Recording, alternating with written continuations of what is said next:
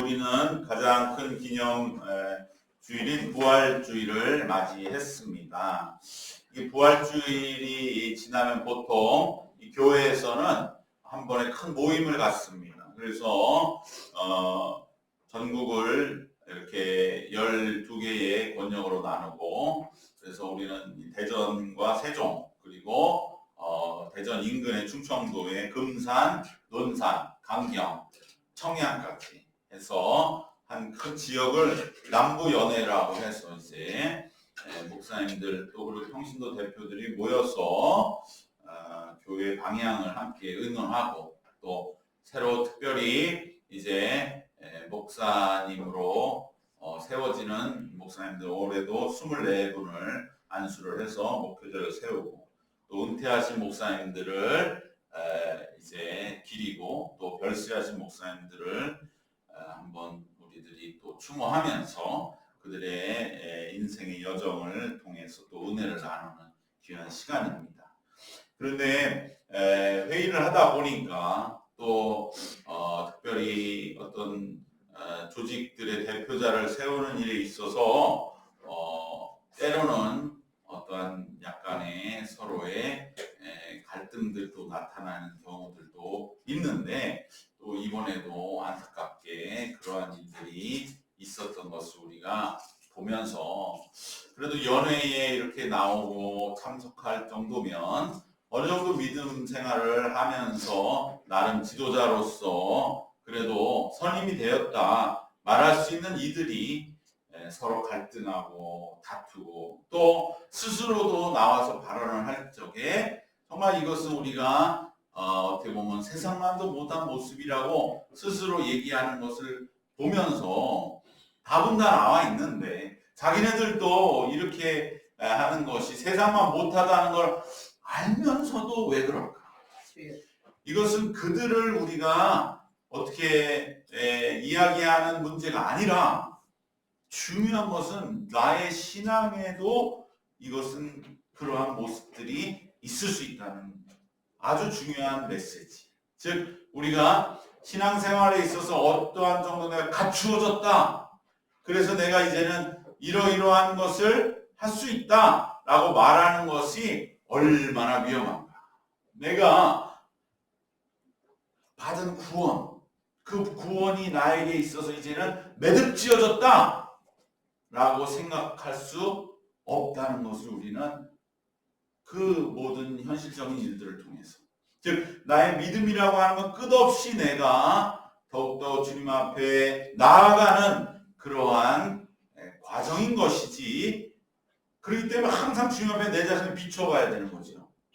주님 앞에 내가 정말로 할 수 있는 것은 하나도 없고, 오직 주님이 나를 부르셔서 주님이 나를 인도하시고 이끌으셔서 그러한 믿음의 모습으로 갖추도록 이끄시는 것이지, 내가 결코 어떻게 믿음에 대해서 어떠한 모습으로 그렇게 있을 수는 없다고 하는 것을 우리는 그러한 상황 속에서 발견하고 깨달아야 됩니다. 우리는 받은 구원의 두 축을 보통 기독교에서 우리는 십자가와 부활이라고 그렇게 고백하죠. 그래서 구원을 위해서는 십자가와 부활, 즉 십자가의 고난을 통해 내 모든 죄를 사함받고, 이전에 옛자가 십자가에 죽고 그것은 끝이 아니라 부활되어서 새 생명으로 이제 거듭나서 부활의 모습으로, 부활의 존재로, 부활의 영광 속에 살아가는 것이 구원이다, 이렇게 우리들은 이해합니다. 그래서 예수님의 구원의 두 가지 큰 요소, 두 축은 십자가와 부활이라고 그렇게 생각합니다. 그래서 부활절이 지나면 마치 내가 뭔가 이제 구원이 다 내게 이루어진 것처럼, 내가 십자가도 믿고 부활도 믿으니 이제 된 것처럼 생각하느냐, 생각해서 되느냐, 그렇지 않습니다. 무엇이 있어야 됩니까? 예수님은 부활하신 후에 제자들에게 나타나셔서 바로 이것을 강조하셨습니다. 우리가 이것을 그동안에 놓치고 있었다면 내가 받은 구원이라고 하는 것은 십자가와 부활만을 믿는다고 해서 끝나는 게 아니라고 하는 예수님의 말씀을 오늘 분명히 마음에 새기시기를 바랍니다. 부활하신 예수님 제자들에게 나타나셔서 뭘 말씀하셨는지 우리는 말씀 속에서 많이 보게 되죠. 평안이 있으라. 우선 제자들이 너무 두려워하니까, 불안해하니까, 너무나 충격을 받았으니까. 그런데 예수님이 나타나서 평안이 있으라 하셨습니다. 그리고서 우리가 지난주에 살펴봤듯이 왜 부활을 믿지 못하느냐. 특히 도마와 같은 이는 내 손가락을 넣어보고 창 옆구리에 내 손을 넣어보지 않고는 믿지 않겠노라. 부활을 믿지 못하고 의심하는 것을 아주 질책하시기까지 하시면서 말씀하셨는데 그에 못지않게 강조하신 말씀이 있다고 하는 것을 우리는 오늘 마음에 깊이 새기시고, 이것은 내 구원의 이제 종결, 구원은 여기까지 가야 내가 구원받았다고 하는 것을 우리들이 말할 수 있는 것이라고 하는 것을 기억하시기를 바랍니다. 그것은 무엇이냐? 오늘 본문 특별히 47절에 나오는 말씀과 같이, 그것은 바로 이제 십자가와 부활을 믿는 제자들, 우리들이 예수님이 친히 이루신 구원, 즉 십자가와 부활의 소식을 전파해야 한다는 것입니다. 여기에까지 가야 구원이 종결된다 하는 말씀을 우리는 기억해야 할 줄 믿습니다. 즉 예수님의 구원은 십자가와 부활로 종결되는 것이 아니라 구원의 소식을 선포하고 증거함으로써 비로소 종결됨을 잊지 마시기를 바랍니다. 즉 구원의 십자가와 부활만을 단순히 믿는다고 끝나는 게 아니라 이 구원의 소식을 전파함으로 이제 종결이 되는 것입니다. 예수님의 구원 사건, 즉 십자가와 부활에 대한 믿음이 내 안으로 들어와서 자리를 잡았다고 해서 믿음이 완성된 것이 아닙니다. 우리는 생각할 때 내가 십자가를 믿죠. 예수님이 내 십자가를 통해서 내 모든 죄를 사해 주셨으면 내가 확실히 믿습니다. 그 고백, 또 내가 부활하셨음을 믿고, 그리고 나도 이제 부활에 거듭난 삶을 살아야 하는 것을 내가 결단했습니다. 그럼 내 구원받은 거 아닙니까? 라고 생각하지만 아니라는 거예요. 예수님 오늘 분명히 말씀하시기를 부활하셔서 이제 너희들이 받은 구원, 십자가와 부활을 세상에 전파할 때 비로소 예수님이 말씀하신 구원의 과정은 끝난다 라고 분명하게 말씀해 주셨습니다. 나의 생활 속에서 내가 받은 구원이 증거되어야 비로소 예수님이 내게 베푸신 구원의 사건은 종결되고 완성됩니다. 여러분, 가장 좋은 배움의 길이 무엇입니까? 실제 경험해 보는 겁니다.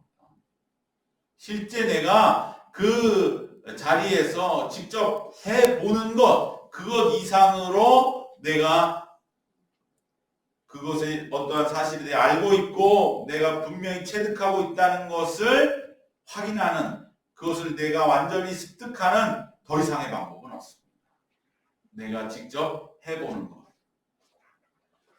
의사가 되는 가장 확실한 길은 무엇입니까? 내가 많은 임상의 자리에서 실제적으로 환자를 낫게 해보면, 그러면 그 수많은 의학 지식들, 그것이 이제 비로소 내 안에 분명히 들어와서 내가 비로소 의사가 되었구나 라고 우리들은 안심할 수 있는 것처럼, 구원의 사건도 마찬가지로 내 안에 십자가와 부활에 대한 믿음을 내가 확인할 수 있는 길은 그것을 내 안에만 담아주는 것이 아니라 내 세상을 향하여 흘려보내고 세상에 내가 받은 구원을 나타내고 나누고 실제적으로 드러낼 때에, 그때에 내가 받은 구원 사건은 종결되고 완성이 되는 것을 예수님은 직접 부활하셔서 우리에게 말씀해 주셨다는 것을 여러분 놓치지 마시기를 바랍니다. 그러니까 구원은 십자가 부활이 끝이 아니라 그것을 증언할 때에 끝이 나는 것이다. 그러므로 증언하지 않는다고 한다면 내가 받은 구원에 대해서도 나는 아직 마음을 놓아서는 안 되는 것이죠. 마치 연회에서 내가 이 정도면 지도자가 되었다고 외치면서 오히려 남들이 볼 때 세상만 또 못한 그러한 모습으로 되어서 많은 이들의 마음에 불편함을 주고 심지어 상처를 주는 그것이 우리의 신앙생활이 될 수 있다는 것입니다. 우리도 증거하지 못하면서 그냥 내가 받은 십자가의 부활과 십자가 부활의 믿음은 확실하다고 주장하는 것은 그러한 우스운 모습이 될 수도 있다는 것이죠. 우리 구원을 다시 한번 생각해 봐야 됩니다. 그런데 문제는 무엇입니까? 우리가 십자가 부활을 이제 지났어도 내 안에 정말 그러한 이 구원을 전할 수 있는 능력과 확신이 있느냐? 바로 그 지점에 고민과 우리의 답답함이 있는 것이죠. 여러분 우리도 그러할진데 2000년 전 바로 이 예수님 부활하셔서 만난 제자들의 마음속에는 그러한 답답함과 괴로움이 훨씬 더 강하게 있었던 것입니다. 구원 사건을 전하기 위해서는 십자가 부활에 대한 확신이 있어야 합니다. 그러나 제자들은 여전히 아직도 부활을 의심하고 있는데 이것은 정말로 우리에게 주신 부활의 믿음을 생각할 때에 너무나 귀하지만 너무나 또 우리가 그럴 수도 있겠다라고 생각할 수 있는 것이죠. 여러분 정말 예수님 부활해서 나타났었을 때 우리가 예수님 살아났다 이렇게 자신 있게 처음부터 확 믿을 수 있는 사람이 몇 명이나 되겠습니까?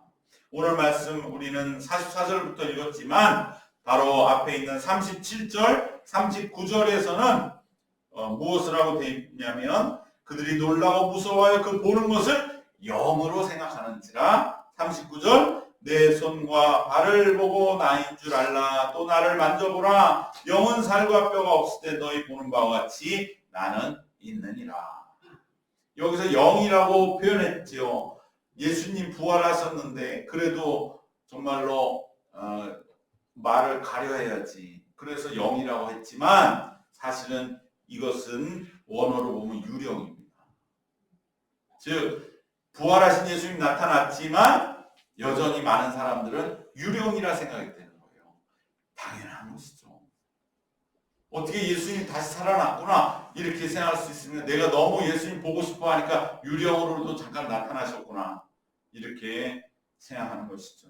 여러분 이것은 사실 제자들이 가장 비슷한 장면이 무엇입니까? 물 위로 예수님이 배에 있을 때 풍랑이는 바다 위를 걸어오셨잖아요. 마태복음 14장 28절과 마가복음 6장 49절 복음서에 나와 있는 우리가 잘 아는 배가 막 풍랑에 난파될 그 바다 위를 예수님 걸어오실 때 제자들이 유령이라고 생각했다고 기록한 그 단어와 오늘 이 부활하신 후에 예수님 찾아오셨을 때 너희가 나를 영으로 생각하는구나. 예수님이 부활하셨는데 유령이라고 말할 수는 없잖아요. 너무 그건 모독적이니까 영으로 생각하는구나 이렇게 표현을 했지만 사실은 유령으로 생각하는구나 그것과 동일한 단어입니다. 제자들은 여전히 부활에 대해서 아직도 정말 망치로 한 대 얻어맞은 것처럼 정말 예수님 살아나셨는가 너무나 두렵기도 하고 반가웠겠지만 기뻤겠지만 의심이 여전했던 것입니다. 그리고 제자들은 아직도 3일 전에 있었던 그 예수님이 참혹하게 십자가에 돌아가시는 그 충격 정말 예수님이 저렇게 돌아가실지라고는 생각지 못한 그 충격과 후유증에서 헤어나오지 못하고 있습니다. 그리고 이 십자가가 왜 예수님이 저렇게 죽으시는가에 대해서 제자들은 한 번도 생각해 보지를 못했기 때문에 그 십자가의 의미 그것은 우리의 죄를 위한 피값으로 우리의 죄의 값을 대속적으로 대신 지불하시고 제물 되셨다고 하는 이 의미를 아직 정리하기에는 너무나 짧은 시간이 그들에게는 흘러갔었던 뿐입니다. 그리고 예수님이 십자가에서 부활하심으로 인하여 예수님이 옳았다.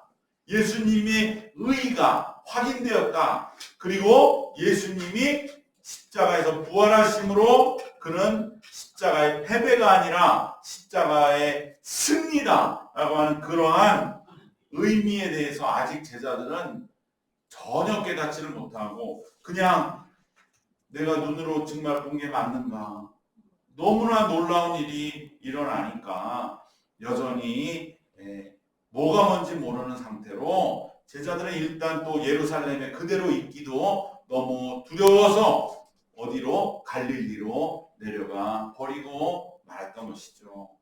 이 갈릴리로 가는 그 길에서 또 많은 일들이 일어났지 않습니까? 엠마오까지 예수님 가셔서 그 두 제자는 또 예수님의 부활을 확신하고 예루살렘으로 돌아오고 또 갈릴리까지 아예 가버린 그 제자들에게 예수님은 찾아갔습니다. 갈릴리로 갔습니다.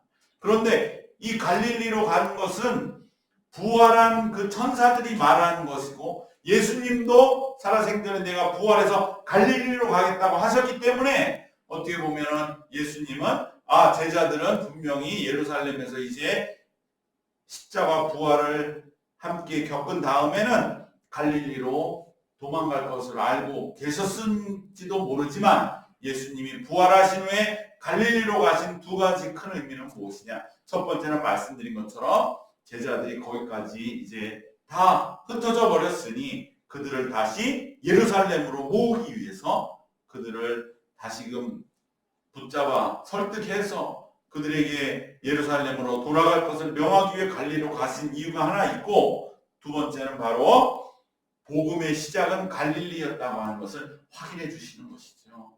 그러면서 제자들에게 우리가 갈릴리에서 정말 하나님의 역사를 시작하지 않았느냐, 그것을 다시 일깨우기 위해서 복음의 시작이 갈릴리에 있었던 것을 확인해 주시기 위해서 갈릴리로 가셨다가 예수님 그곳에서 머물러 계시지 않고 다시 예루살렘으로 돌아오시고 그러기 위해 제자들에게도 되돌아갈 것을 명하셨던 것입니다.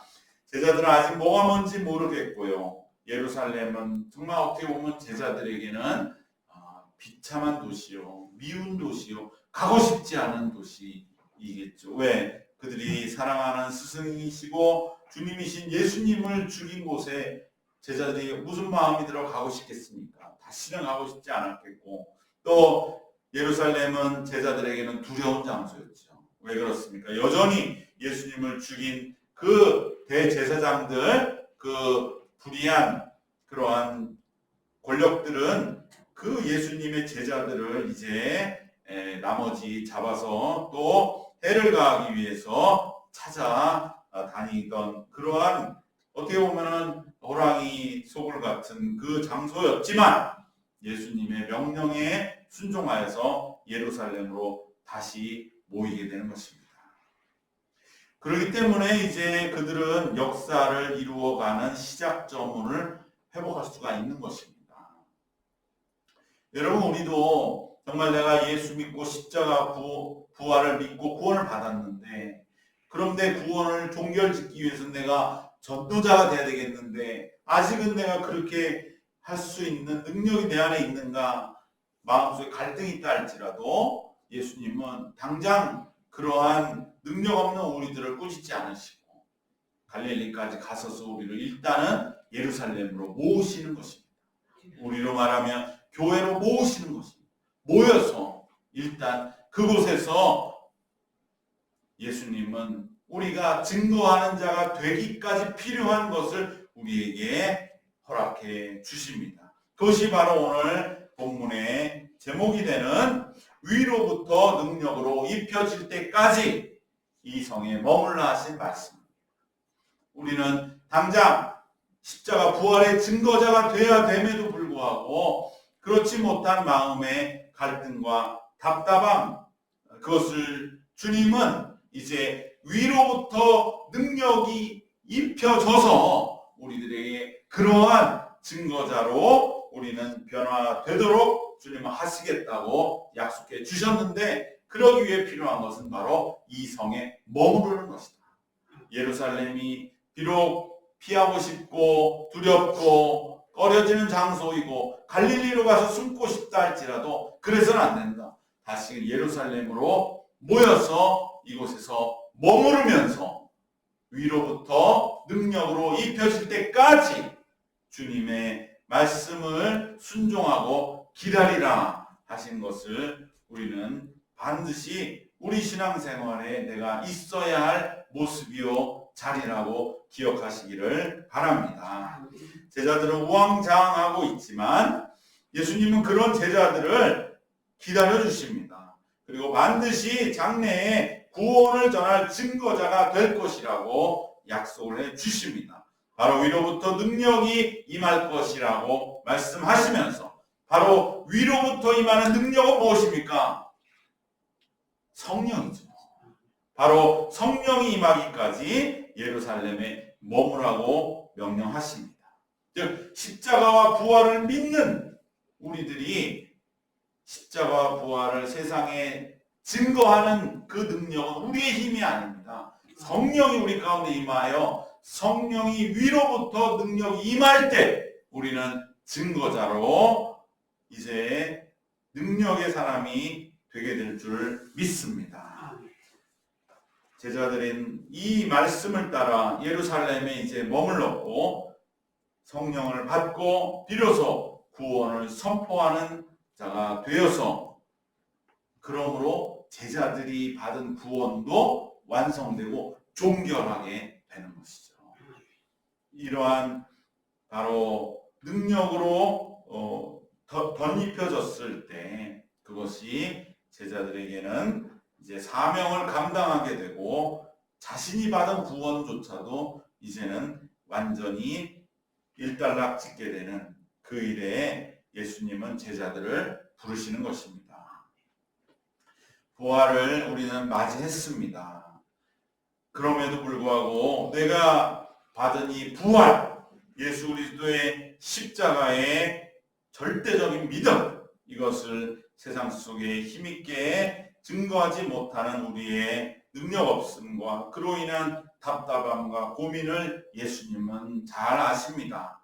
그러기에 예수님은 그러한 제자들에게 갈릴리로 찾아가셔서 다시금 당장 구원을 전하는 그러한 자가 되지 못함을 책망하신 것이 아니라 오히려 너희들이 능력으로 입혀질 때까지 그 성 예루살렘에 머물라 라고 말씀하시고 그들을 예루살렘으로 불러 모이게 하셨다는 것을 우리는 기억하시고, 비록 내가 부활을 지나고 십자가 고난주간을 지냈어도 여전히 내 안에 능력이 없고 그로 인한 마음에 답답함이 있다면 오늘 갈릴리와 같은 우리의 마음을 다시금 찾아오셔서 우리를 붙들어 예루살렘에 모이게 하시고 그곳에서 능력으로 입혀질 때까지 이 성에 머물고 기다리라.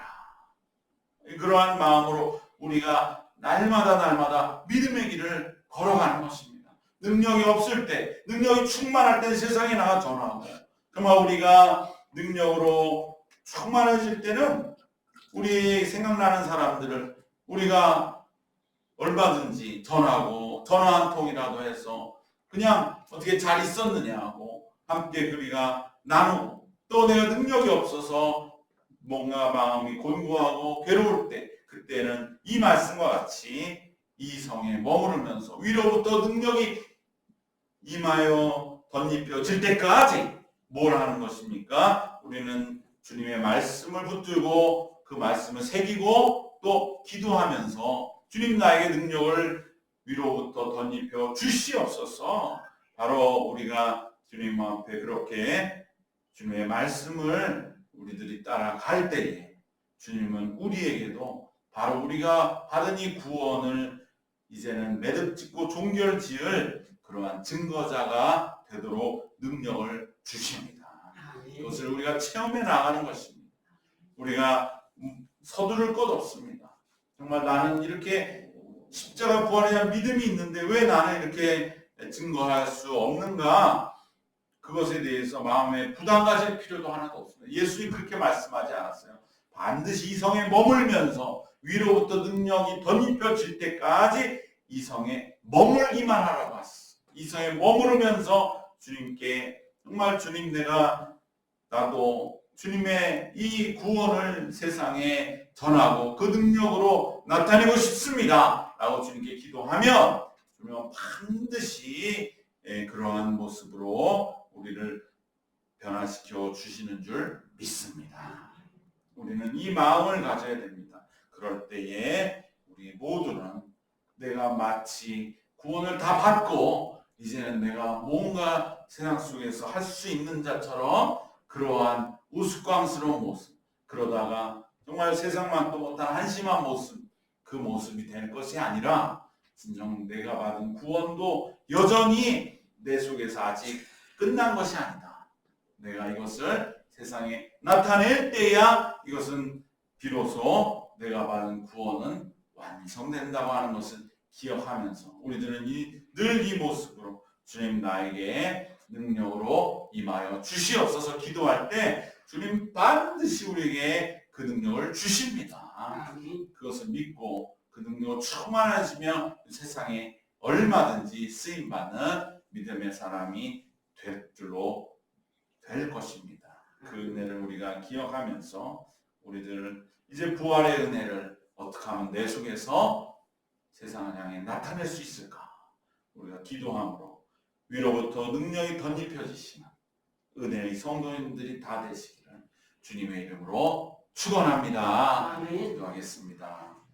하나님 감사합니다. 부활의 은혜를 우리의 삶의 자리에서도 나타내며 그 영광과 감격으로 살고 싶은 우리의 마음 가득하지만 우리는 현실 속에서 하나님 다시금 늘 흔들리고 위축된 제자들처럼 그래야 갈릴리로 내려가 버린 그 삶의 연약한 모습으로 살아가는 저희들의 이 답답함을 긍휼히 여기시고 너희들이 이 성에 다시금 머물며 위로부터 능력이 덧입혀지기까지 기다리며 더욱더 주의 말씀을 더욱 새기고 기도하라 하신 주님의 말씀이 우리의 삶에 언제나 신앙의 원 뿌리가 되게 하시고 우리가 늘 있어야 할 영혼의 자리가 되게 하여 주시옵소서. 주님 앞에 기도하며 매달리며 주님 반드시 능력 주셨어 우리가 받은 이 구원을 세상에 증가하고 나타내는 믿음의 사람으로 서게 될 줄 믿습니다. 그 은혜 가운데 굳건히 서게 하여 주시고 우리에게 위로부터 능력이 덧입혀지는 그 믿음의 그 자리에 복됨이 날마다 체험되는 우리의 남은 인생이 되게 하여 주시옵소서. 예수님의 이름으로 기도드리옵나이다. 아멘.